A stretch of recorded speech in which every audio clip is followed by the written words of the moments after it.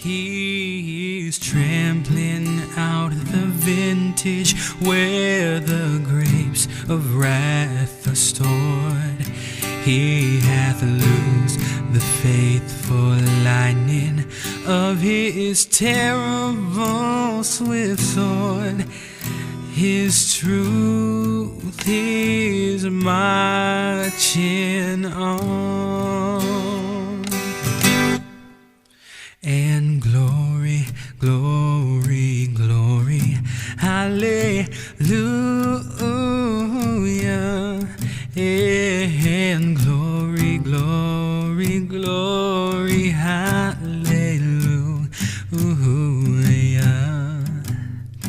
Oh glory, hallelujah. His truth is marching on. I have read a fiery gospel writ in burnished rows of steel, as ye deal with my contemners, so with you my grace shall deal.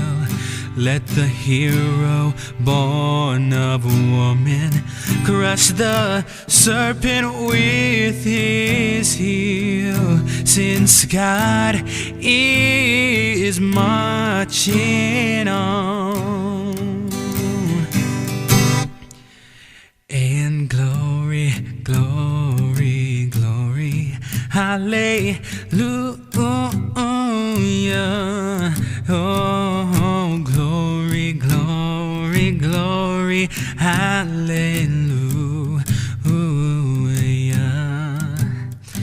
And glory, glory, glory, hallelujah.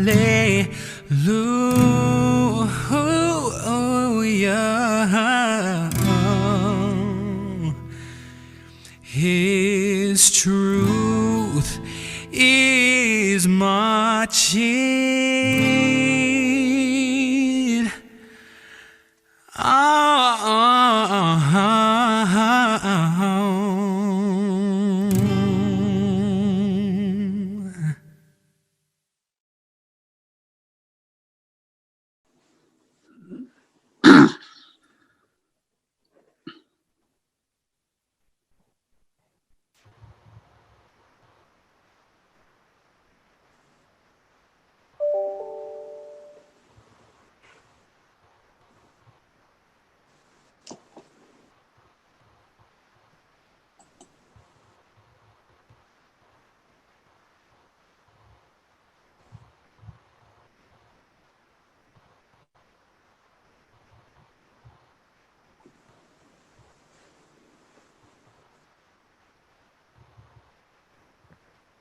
Well, good evening, and welcome to the final session of the 2020 Hancock Symposium here at Westminster College. This year's theme is Vision and Values, Charting Our Paths to the Future.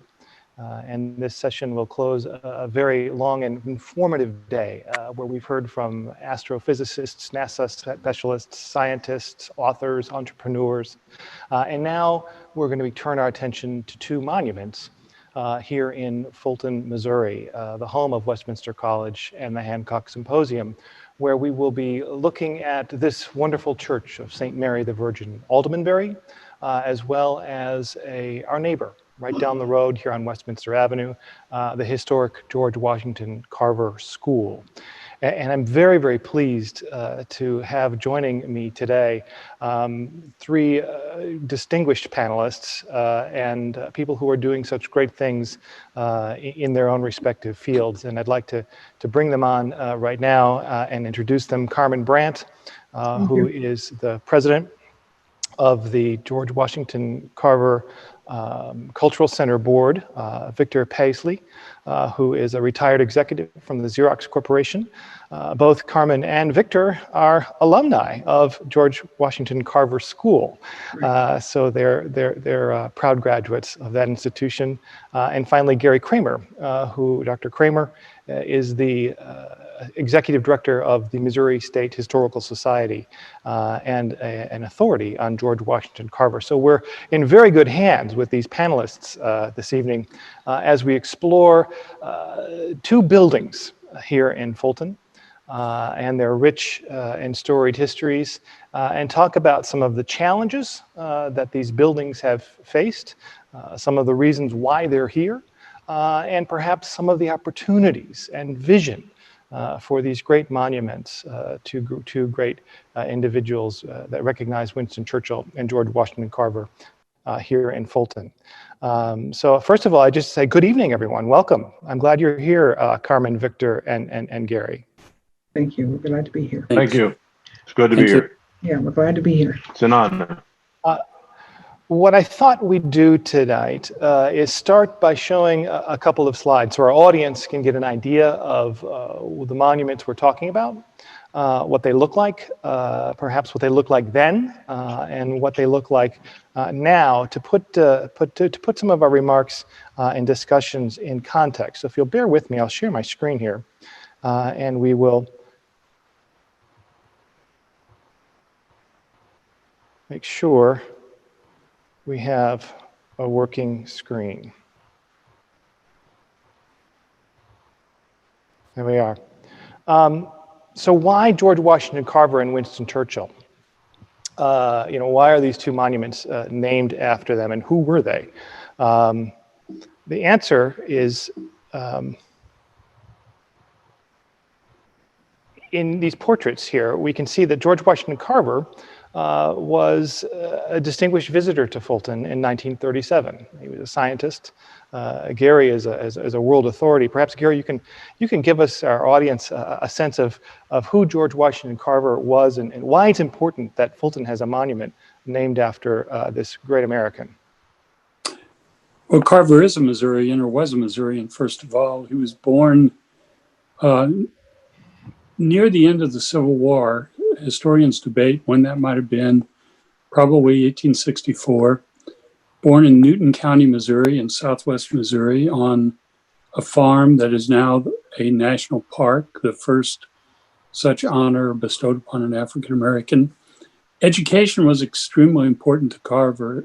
It's important to remember that he grew up in a time and a place when education in Missouri was segregated, and Missouri law did not require local residents to build or to provide a school for African Americans unless there were at least 20 school-age children in the township. And where Carver lived, there were very few African Americans.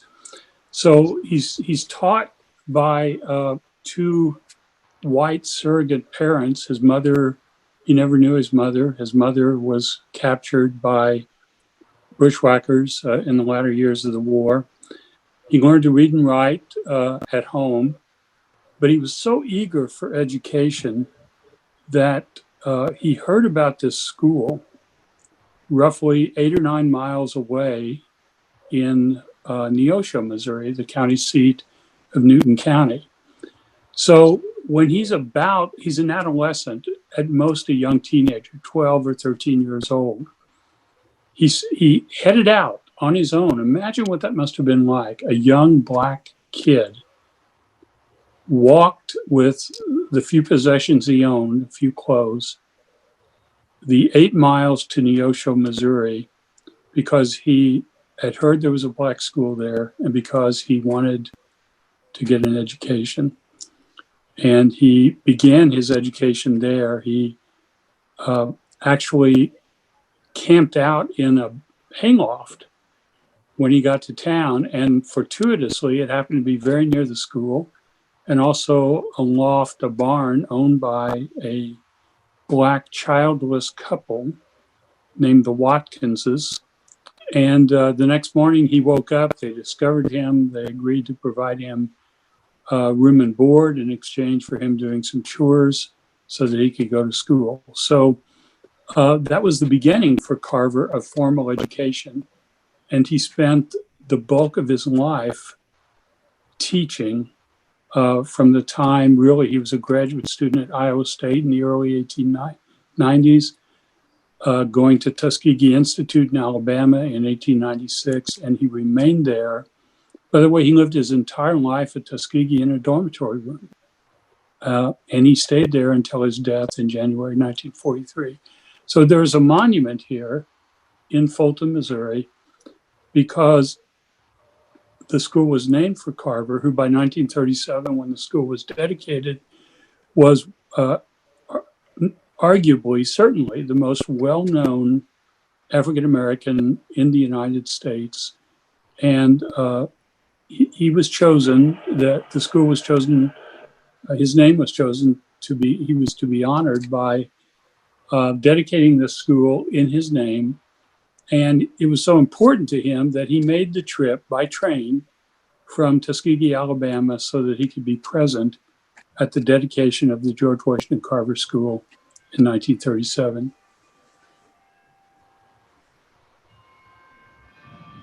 And the other gentleman on the slide here, as the bells and Aldermanbury ring in the background, is Winston Churchill, a young Winston Churchill who was born in England to an American mother, Jenny Jerome of Brooklyn, and a British father, Lord Randolph Churchill. Churchill didn't have to walk to school, but I can tell you he didn't do well in school. He had a lot of troubles as a student, as a pupil. He was only interested and did well in subjects that were of interest to him, but he made up for it later in life. He rose into the ranks in the military, first in the Army in the 1890s, then of course in politics throughout the 20th century, served admirably in the First World War, was the first Lord of the Admiralty for the British during the First World War, and held other posts, including as Lieutenant Colonel Churchill in the front lines in the trenches, and ultimately led his country and the Allies to victory in World War II. Of course, his connection to Fulton is that, why Fulton, Missouri, is that he came here on March 5th, 1946 to Westminster College's campus to make a speech. That was 9 years after Carver visited the school to dedicate the school down the street. Winston Churchill came to the college and made the speech that is known as the Iron Curtain speech. He called it the Sinews of Peace.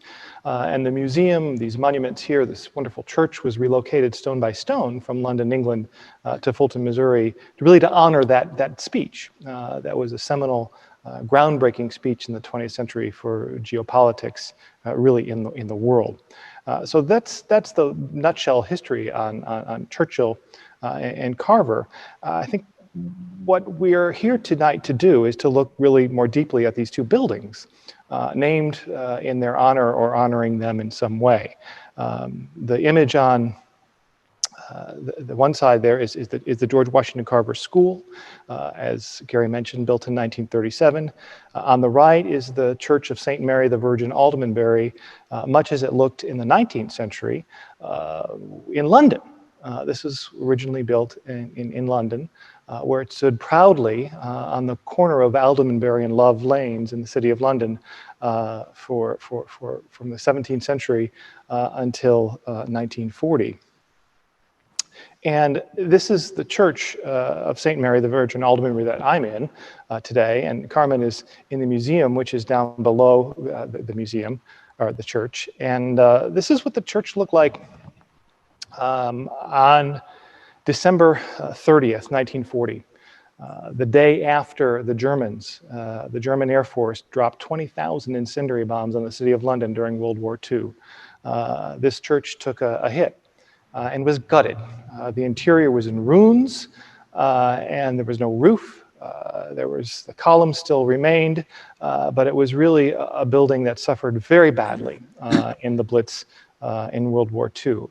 It stood like this for nearly 25 years in London, in ruins. The post-war economy in Great Britain was such that they couldn't afford to take it down. They couldn't afford to rebuild it until Westminster College, together with some great leaders of the United States, President Kennedy, Johnson, Eisenhower, and Truman, got on board and said, why don't we build a monument to Winston Churchill in Fulton, Missouri, where he gave the Iron Curtain speech.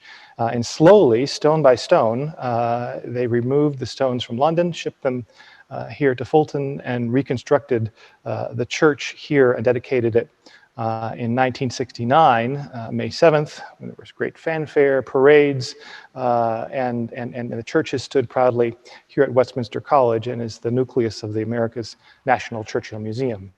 And today, it looks much like this. We're still doing some construction outside in the yard, closed to the public because of the construction, but it still stands proudly. Its history continues here on these shores in the United States.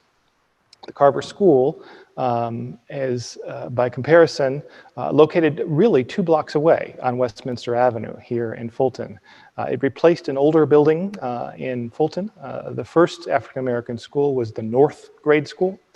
It was established in 1882, and it stood at Westminster and 8th Avenue. We're at Westminster and 7th Avenue, so we really are neighbors to the old North School, which outgrew its capacity, and a new school was needed. At the time, all of the African-American children in Fulton, kindergarten through high school, attended North School, and it just simply was not adequate. It was too big, the population was too big for the school, and plans to construct this new school, the North School, were hatched. And in 1936, an architectural drawing shows what it might look like, and then the school was built and dedicated in 1937. And this is a picture taken a couple of weeks ago of what it looks like today. And very much like Aldermanbury, which had stood in a state of disrepair in London, this building is in a state of disrepair here in Fulton. And that's really what we're going to be talking about today, is looking at this building, the George Washington Carver School, and this building that I'm in, the Aldermanbury Church, and looking at ways that they're similar, and some ways that they're different, and exploring a vision for what the George Washington Carver School might look like going forward. Because as Carver himself said when he addressed the students at Westminster College, and I should mention that Carver also visited and talked to the students at Westminster College when he came to Fulton. If we have the ambition and desire to use it properly, a lot can be done. And that's really, I think, what Carmen and Victor and Gary and so many others have been thinking about in terms of the Carver School and its future. If we really do shape our buildings, and afterwards they shape us, as we'll hear more about in a minute, what can we do perhaps down the street as a community to establish a cultural center and breathe new life into this historic and great facility.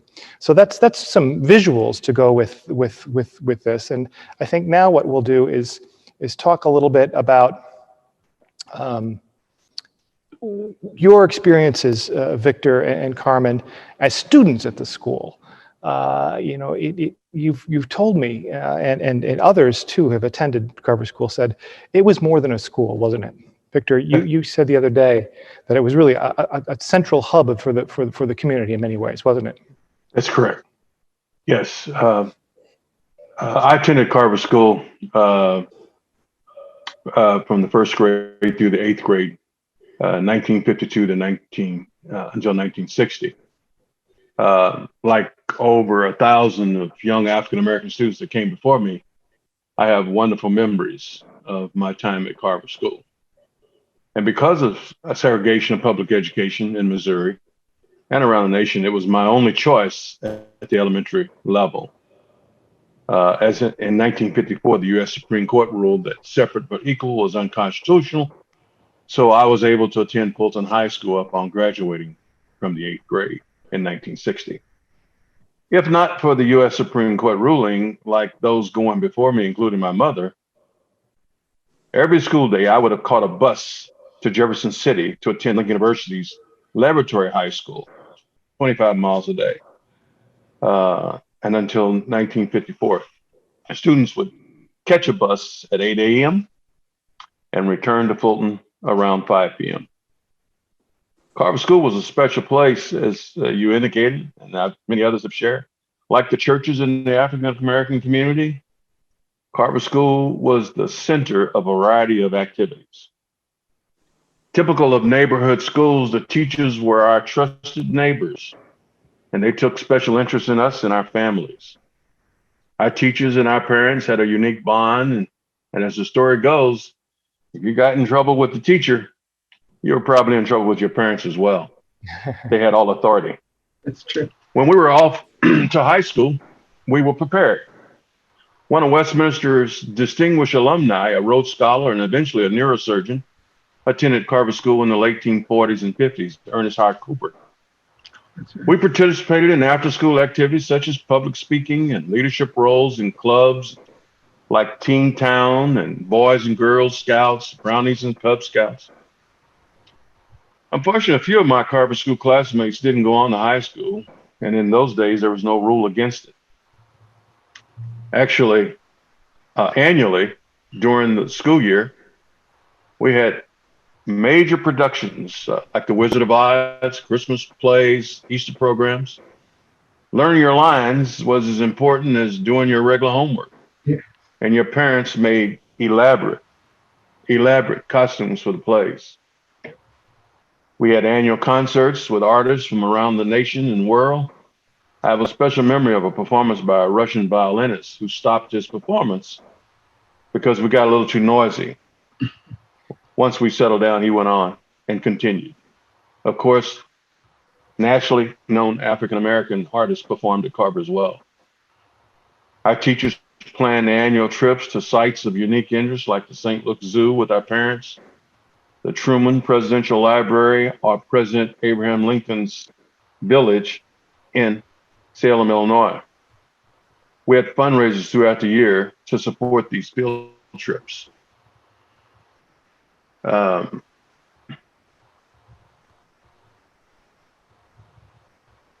Your ticket to the Lincoln trip was memorizing the Gettysburg Address. This trip was reserved for 8th graders and only the last trip before you were off to high school. Carver School was open year-round. When the school was not in session, community groups would hold special events at the school. Sure. Carver has a gymnasium, so teams from central Missouri's small towns would come to Carver to compete in basketball tournaments. Halloween was also a big deal. The annual masquerade party, involvement from first graders to adulthood, prizes and tons of fun.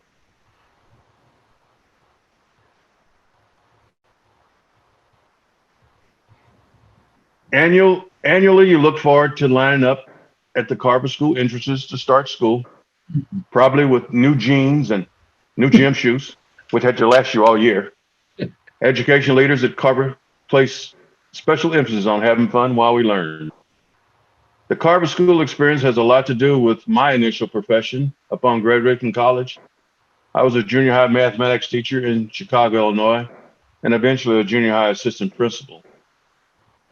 That's a snapshot of my Carver's historic reference and how it applied in my life.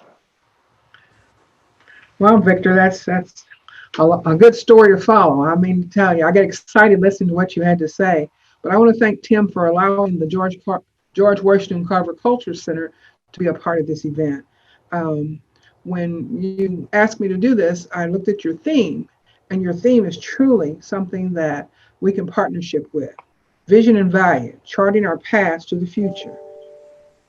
Our mission statement says cultivating one community for the benefit of everyone. We also have a vision, and our vision is to restore that dilapidated building that you saw earlier in the picture to a building that could be utilized by the whole community. Because one of the reasons it's a historical building, but George Washington Carver did go there and dedicate that building. You know, for decades, that building has sat empty, idle, windows broken. You saw that. We boarded the windows up, trash on the ground, debris everywhere. And even now the shrubs are growing again up to the windowsill. That's the Carver School we see now. Victor described the old Carver School. But daily, as you drive up Westminster, you see what it looks like. And people continue to say, hey, look at Carver School. It wasn't always like that. What can somebody do? What can you do about Carver School? It looks horrible. Having a conversation with Reverend Charles Jackson, who is also one of our board members, said, why don't you guys quit talking about it? Why don't you do something about it?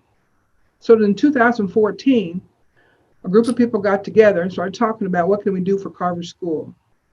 It took us about a year to come together to say, okay, we really need to work hard and come together as an organized group.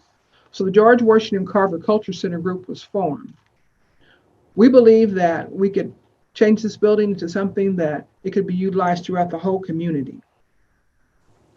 In 2015, we continued to work hard.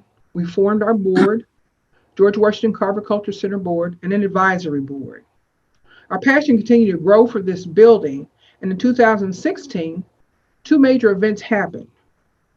We obtained the deed to the land for this building, and we named it the George Washington Carver Culture Center. And it would assure us that an organization would be responsible for this building. The second major thing that we did or achieved was a 501c3 status. This would lend our legitimacy to any projects that we would undertake in the future. A month later, the cleanup began. We cut the grass, we boarded up the windows. We wanted to make it look really good on the outside. But when we opened the door to the gymnasium, we found a mess. Glass everywhere because the windows had been broken by vandalism. Drug paraphernalia throughout the building. And it looked like someone had used it as a city dump, old chairs, desks, and everything. But still the group of people that were interested persevered. We walked through and we found kitchen trays because the gymnasium was also the lunchroom. We found a lot of old cups and glasses and things that might have been there from when we attended school. Despite all the dust, despite all the grime and dirt, people wanted to work hard. They wanted to have that sense of pride that we had when we attended Carver School. So this group of people said, we're going to do this. Many of the board members talked about their experiences while attending Carver School. So some days we didn't get a lot of work done. We did a lot of laughing and having a good time. Some of the stories were funny, but some of them were just hilarious. But during that work time, there was a sense of unity and a sense of pride. As Victor talked about, this was a building where not only you went to school, but your family was a part of it. Even today, if you talk to some of the former students, they get a smile on their face and they start talking about some of the things that happened in Carver School. I just want to give you a real short story, Tim, because I know we're short on time, but I have to tell you this. I have an uncle, his name is Jack McBride. He is 93 and a half years old. That's what he told me the other day. And he said when he was a young guy at Carver School, Principal Van Buren pulled him in the office one day and said, Mr. McBride, I have a job for you. And Mr. McBride said, only if my friend Ralph can go do it with me. Ralph was his buddy. He said, your job is to go to the train depot to pick up George Washington Carver.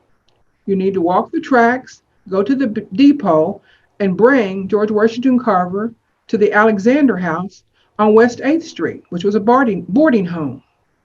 Now, every time my uncle tells that story, the smile gets bigger and his chest gets full because that's a very proud moment in his life.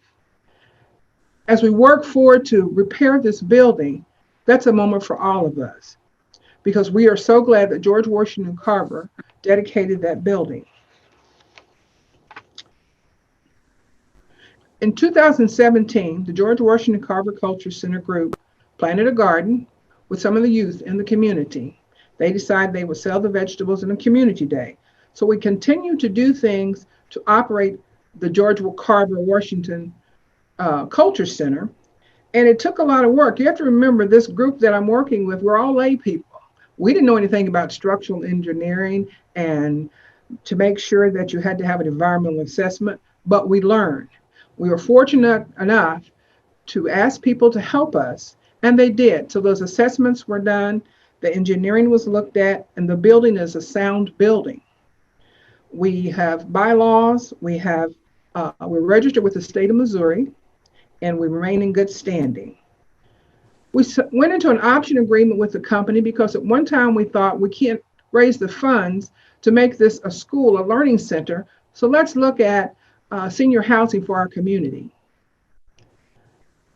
For 2 years we did that, and our option agreement just recently was terminated.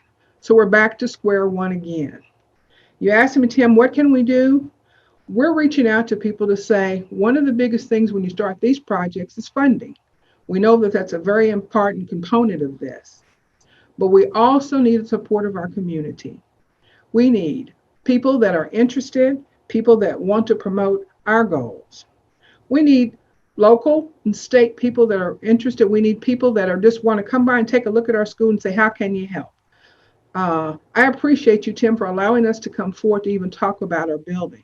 So that's where we are at this time. As you see the building, it's still in disrepair, and we want to move forward to make that a community program for all of Fulton and the surrounding areas. Thank you, Carmen, and you know, thank you for your good work.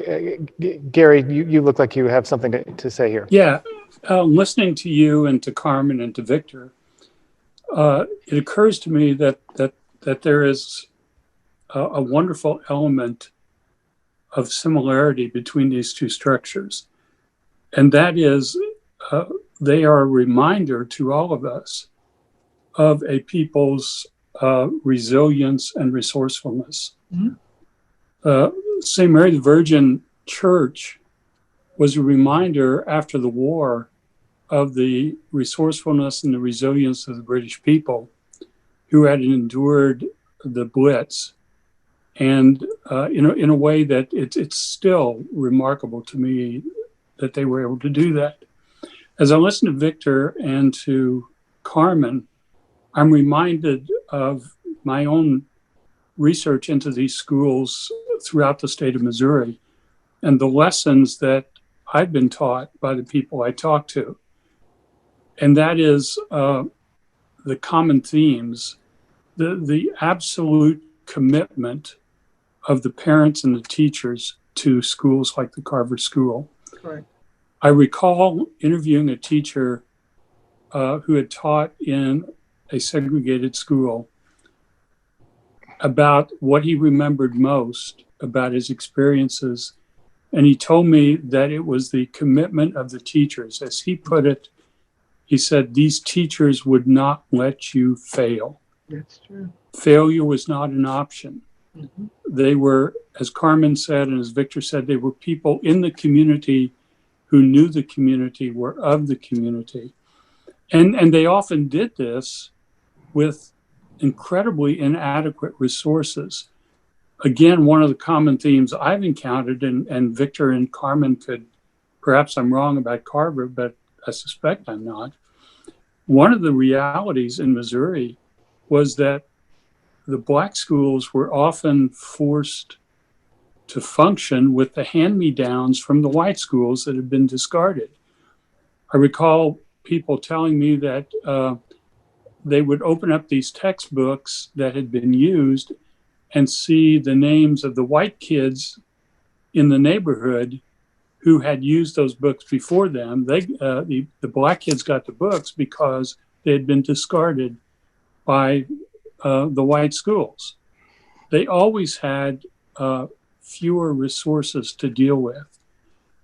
And yet they produced, as Victor suggested, remarkable students and scholars and citizens who contributed greatly to their community, their state, and their nation. So again, I'm repeating myself, but what strikes me, and it hadn't occurred to me until listening to these stories tonight, but what strikes me as a kind of a wonderful kind of synergy and similarity between these two buildings is that they are both memorials to and silent testimonials to the resilience and resourcefulness of a people. And that in itself is worthy of celebration. I think you captured it exactly right. I totally agree with your comments. Our materials were often hand-me-downs. But we didn't recognize that. We didn't focus on that. We plowed ahead. Our teachers always made us feel extremely special, and that we could get to where we needed to be just through hard work and perseverance. So it stays with me to this day. You know, as you indicate, I reference one of the true distinguished alumni from Westminster College, but many students out of Carver School. Myself, not an exception, become a corporate executive. So there's just stories like that across the board. Obviously, we've been known for excelling in athletics, and we have several individuals that came out of Carver that participated in the pros, professional sports. But there's just as many distinguished in the world of academia and business as well. Carmen, you know, you mentioned some of your vision, and because we value these buildings, and we value this one too. Tell us more. You know, where do you see the Carver School in 3 years? What would you like it to be? I think you saw the picture that's on our Facebook page of the building that we dream about. You know, we didn't want to lose the actual Carver building. But we know rebuilding that it's not for energy assistance, that would be monumental. That we'd love to have a new building or something added onto that building so that we can have classrooms. In 3 years, I'd love to see a new building there. I would love to see programs there, but I would love to see the community involved in that. We know that the important thing is that we come together as a community to work on that building. But no, we would love to have a $8 million building there. I know that sounds like an astronomical amount of money, but that's what it's going to take to renovate that building. That's what our the assessments are telling us. But we believe it's doable. It's absolutely doable, and there are many examples of that. In Sedalia, Missouri, there's a school very much like Carver School that's been turned into a senior citizen complex.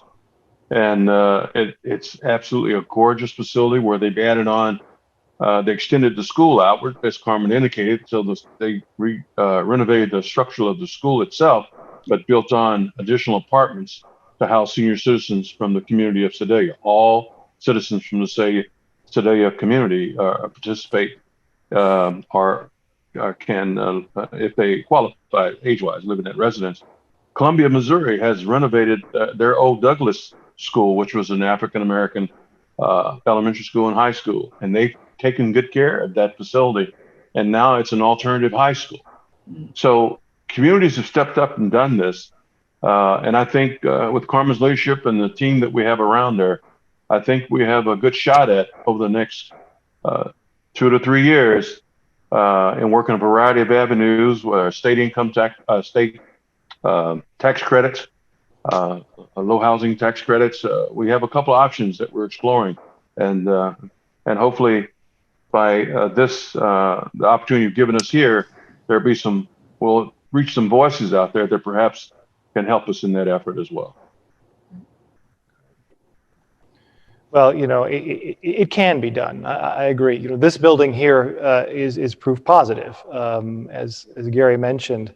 And I showed in the slides earlier, for 25 years in London, this was a ruined building, a shell of a building, a shadow of its former self. Churches, you know, in England were gathering places. This was deemed not to be a gathering place ever again in England.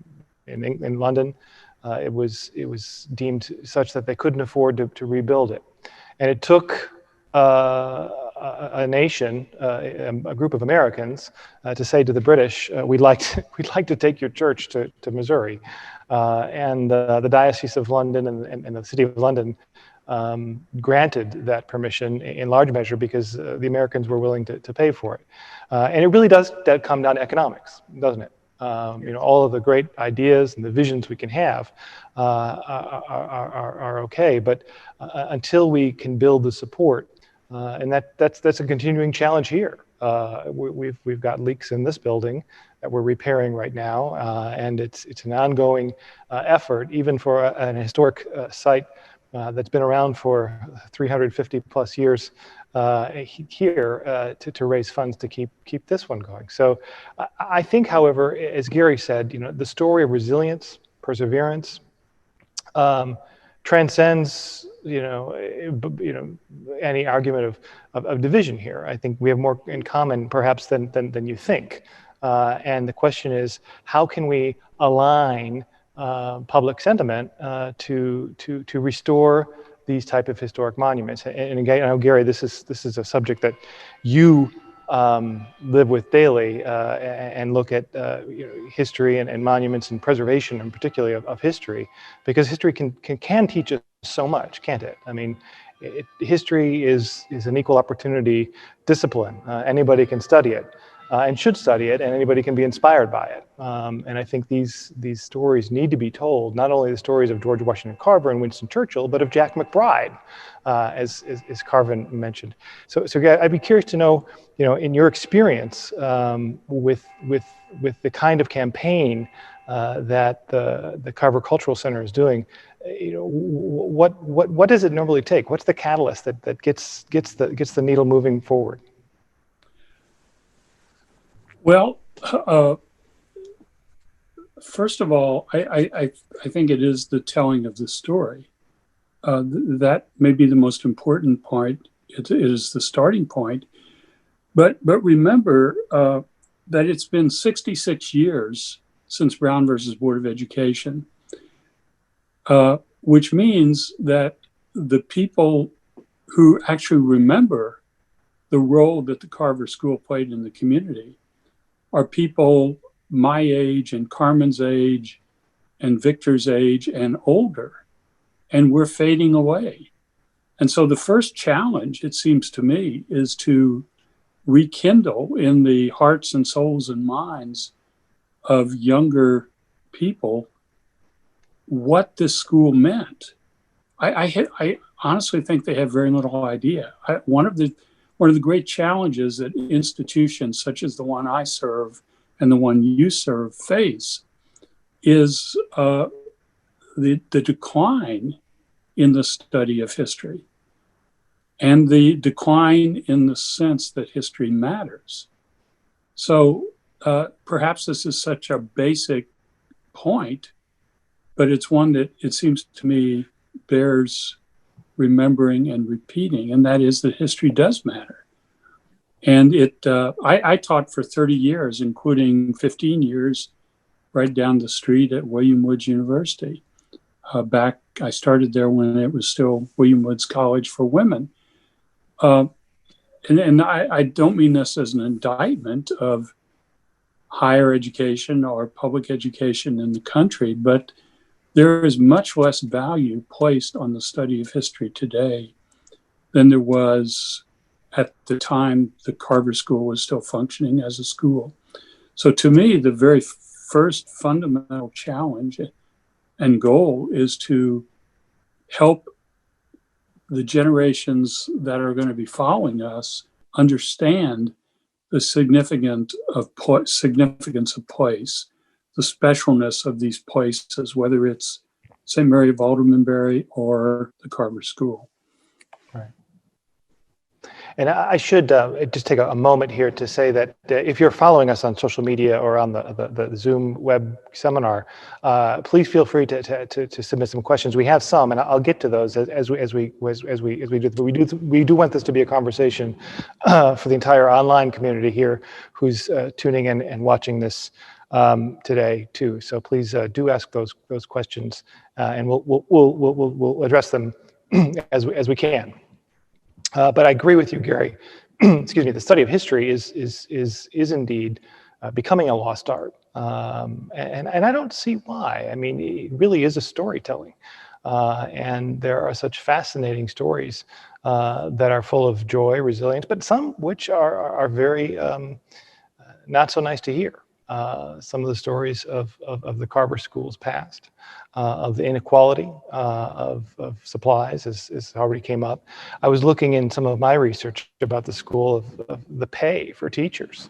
There was a great difference in the salaries of teachers at Carver School versus some of the other elementary schools in Fulton. The Carver School teachers made less, and it was a significant amount. It seems to me that those are the challenges we need to face, and bring that to light and say, what can we do about it? Because education is, I think, a cornerstone of what makes this country great. And I think schools and museums and universities and colleges can play an increasingly important role in that debate. So I'm very glad to hear your views on that, Gary, because I agree. It's something that we all have to be reminded of the importance of history, because if we don't learn from the past and apply those lessons in the present, we're bound to make some of the same mistakes in the future. And Churchill himself, for whom we're named, believed that dearly and studied history. I think George Washington Carver did too. He was a great student, as Victor said, and as Gary said. So these discussions are indeed important, and I'm glad to hear that today. Victor, in your experience, in the corporate world, in the executive world, when people look to funding, they always think, oh, like we could just get some wealthy corporation or foundation to fund the whole thing. Is there a potential source, for historical monuments that need to be restored, like the Carver School, in the corporate world? Is there philanthropy readily available? Well, I believe there is. In the past 12 months, several corporations and individuals have stepped forward and are recognizing the important contribution of the African American educational institutions. So particularly focused on the colleges. And we've had a couple of examples recently of where and I just can't think of the individual now, but donated $100 and some million to Morehouse College and Spelman College in Atlanta, Georgia. And there's 3 or 4 examples of that in the last several months, where there's an understanding that these institutions provide a very vital role in our in producing the type of citizenry that we need in this country as we go forward. So yeah, I think it's out there. We just got to be able to connect with it. And so, as I said earlier, there might be some ears on this call that might have those kind of connections and will reach out to us, and that would certainly be. And we're ready. We have a plan, and we're ready. It's just we need that support and that funding to move forward. Great. And one of our viewers has written, how can I make a donation? I suppose the answer is, what should I check your Facebook page, Carmen? That Yes. maybe give you some information. Right. There's some great stories and images there. That'll be the start. Yes. In addition to financial support, Carmen, you talked about some of the projects. And we rely on that heavily here too, student support and help and volunteer support to get things done. Carmen, you are on our board. Carmen, you're on the Mid-Missouri Friends Board so you know full well that we rely on volunteer support here at the museum. How can people get involved with the efforts at the Carver School? Presently, we're at a standstill because we're trying to decide which way to go with this project. When we start the cleanup, probably in early spring, we'll need volunteers for that. And as the building moves forward, as far as any planning is, like I said, in those 3 years, we're truly going to need helpers in that. But right now, helping us organize what we want to do and a strategy so that we can move forward in making this building something that will be usable in the future. Please check our Facebook page, reach out to us. Someone will get in contact with you because We're still working on a lot of things. This was new to all of us. We've come together as a group, and now our heels are set in the mud, and we're ready to work to say, what do we need to do to make this building move forward? So please contact us with those questions. Great. Well, I invite all of our viewers to do that. And, you know, as Carmen says, please do. You know, we here at the museum feel the same way. We rely on, you know, the goodwill and expression of people who say, how can I help to make things like this happen? And you know, the same is true of the school. So I hope we can make that continue to happen in the weeks, months, and years to come. One question also, more specifically, about Westminster College. Some of the students are saying, how can I get involved? You know, perhaps the spring cleanup would be a Yes. chance to do that. Yes, and I think listening to Gary talk about obtaining some of the history about Carver School and things that have gone on in the past, that's a starting place for us too. We need to look at that. We need to rekindle those stories so that the young people will know what's going on. That's an area we haven't even addressed, but maybe through oral histories and compile that into something that we could share with other people. Maybe that's the avenue. So thank you, Gary, for that idea, for bringing that to the forefront, because there are people that, not a lot left, but have the history of that building and have experiences that we could share with other people. So maybe with young people contacting us and saying they're willing to help us gather that information. I think, and to Gary, your point earlier, if we engage our students, Yes. you know, they will then learn the stories and be in a position to tell them in the future. And I think that's a critical component for this. It's the education part of it. You know, schools and museums are in the education business in multiple ways, and this is one of them, telling them the story and getting them engaged. Tim, this Gary, is Victor. I'd like to add to Carmen's thought. She has an advisory board, and I would think that the very bright students at Westminster College and or Wim Woods, a combination thereof, could perhaps come to those types of venues or types of sessions and share ideas, because many of them have, you know, they have connections. Just because they're students doesn't mean they're not connected with the outside world. They have tremendous connections, and to come share their ideas as we move forward. We put a lot of effort behind the senior citizen concept. We put a lot of effort into the community center concept, which would be of value to the entire Fulton community. But bringing those two together is going to take additional ideas and additional dollars, resources. So I think they could participate in that advisory council in a very meaningful way. So it's something to consider. Thank you, Victor.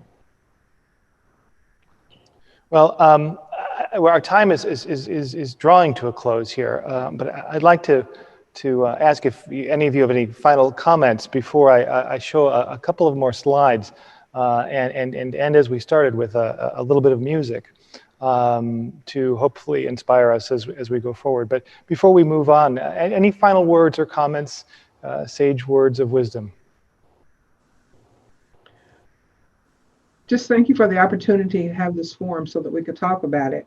You know, in my comments at the end of my presentation, I thought, what an honor in 3 or 4 years, maybe 5, that we'll be able to open an energy efficient building, open the doors for the community that says George Washington Carver was here, but it will be utilized by everybody in the community. So thank you for that, Tim. Well, thank you. Well, I'm honored to be able to have an opportunity to share my experiences at Carver School and participate in this dialogue. Thank you so much, Tim, for inviting me. Well, thank you, Victor. Likewise, thank you. It's a wonderful experience to listen to Victor and to Carmen talk about their love for this building. I have a practical suggestion. The State Historical Society of Missouri operates an oral history program. We have a full-time oral historian. We'd be willing to put on a workshop with people that Carmen and Victor and perhaps you, Tim, might be able to put together on how to do oral history. And both in terms of equipment to be used and questions to ask and so forth. So we can talk about this later, but that might be a very practical way to get started on collecting these memories while people are still with us to do so. Wow. Thank you. Thank you for that offer, Gary. That's really something we'll follow up on for sure. Yes. What I'd like to do next here is place a couple of videos here to see if I can share the screen once more. One moment, please, and we'll close with a song. As Victor said earlier, the school was a wonderful resource for those who were interested in the arts, music. You mentioned the Russian violinist. There was an auditorium and a court, a lot of plays, a lot of memorized lines. Well, this church too has seen great plays and dialogues and music. It's become a cultural center in some respects here on the campus of Westminster. This is a commencement program from 1940 and the class of 1953 from Carver School. And the commencement programs that I've seen from the school all have something in common. There was music, and there was a listing of the school board. I noticed from this historic program that one of the school board members, Fulton at the time, was Dr. Frank McClure, who was the president of Westminster College. So we have ties that go back to the early years. Of course, Frank McClure is well known here for the one who extended the invitation to Winston Churchill to come visit. His name is on this program, and he was engaged with the visit by Carver to Fulton and to Westminster. There was often one song that was performed with great frequency, including on the dedication day when George Washington Carver came in November of 1937 to dedicate the school. And that is the famous poem, words by James Weldon Johnson, set to music, called "Lift Every Voice and Sing." And on Saturday, I had a young woman come and sing that song in this church. I'd like to play for it now.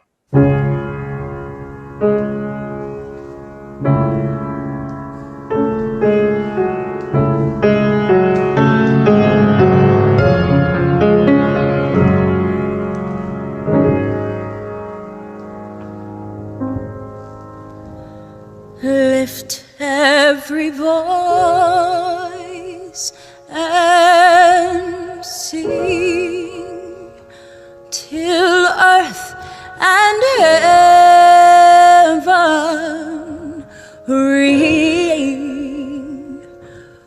ring with the harmonies of liberty. Let our rejoicing rise high as the listening skies. Let it resound loud as the rolling sea.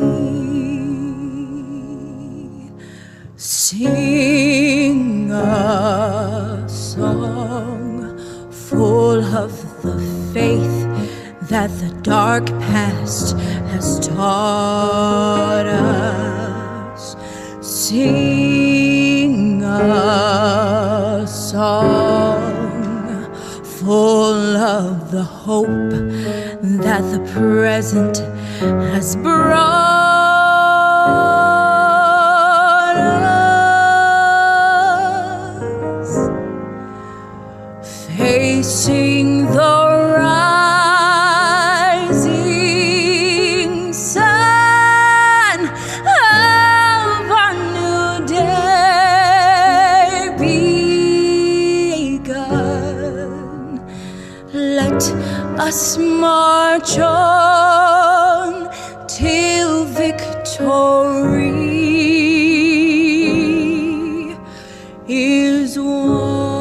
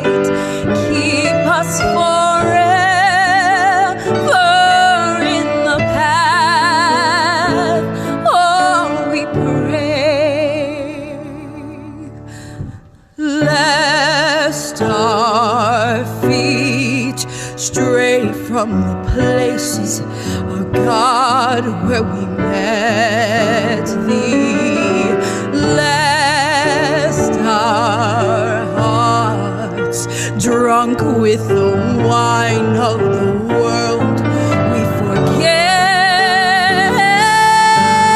thee, shadowed beneath thy hand.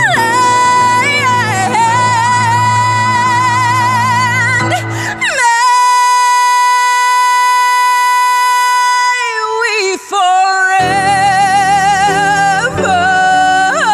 stand true to our God, true to our native land.